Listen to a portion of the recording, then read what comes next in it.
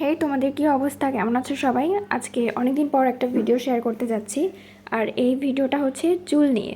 এই দেখো আমার কি সুন্দর চুল এবং ঝলমলে চুল। তো এটার সিক্রেট জানতে চাও সবাই? তো চলো। আর আমার রুটিন অনুযায়ী আজকের দিনটা ছিল আমার তেল দেওয়ার, তো আমি এই জন্য তেলটা বানাই নিচ্ছি।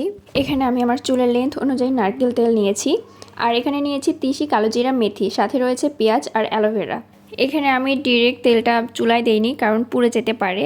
তো এই জন্য আমি একটা তাওয়া দিয়েছি, তার উপরে আমি তেলের বাটিটা দিয়েছি। আর এখানে কালোজিরা, মেথি, তিসি দিয়ে দিচ্ছি। আর পেঁয়াজ আর অ্যালোভেরাও আমি এখানে একবারে দিয়ে দিব। আর আমি এই তেলটা আস্তে জাল দিয়ে করে নিব।